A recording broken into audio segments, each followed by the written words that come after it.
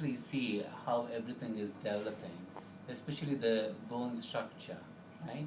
Okay, and then the arms,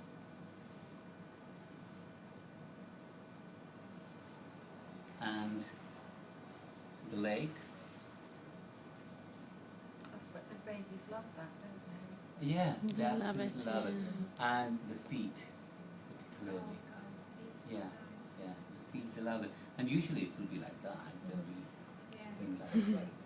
Yeah, and you can work on the reflexology points on the feet, spend some time. They absolutely love the feet, particularly babies. I mean, all of us love if the feet is massaged, right?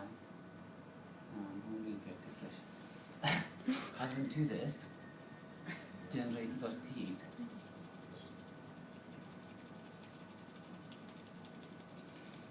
Because the feet can get cold very easily, and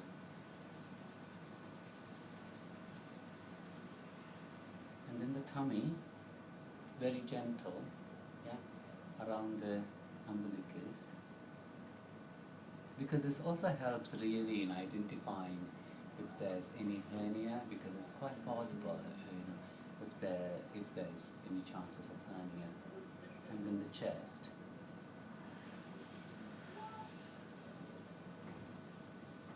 Right. And when it comes to the back, you sit the baby like this. Yeah. Sorry. Yeah. It's so cute. It's just And then his name's Kai. Kai. He's Ty. He's got a slight valgus of the knee going on. And then you massage the head. The only thing is, you don't want to press too much at the anterior fontanelle because this won't be merged.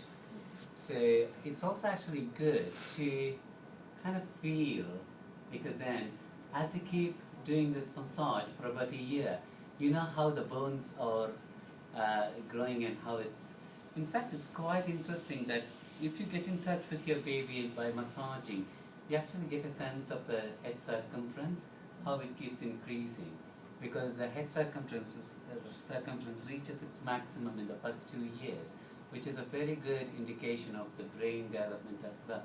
So you'll be able to identify if there's any slowness in the mental development. You can pick it up by observing your baby, and the palms, beside the palm. Just make sure that in babies you don't do this too much, or you don't dislocate. Like you have to be quite gentle, right? And you can turn your baby this way, and then the back, and particularly the lower back. Now this is where you really want warm castor, and then you do the sacral region, apana, and then you move the energy up along the spine. Okay?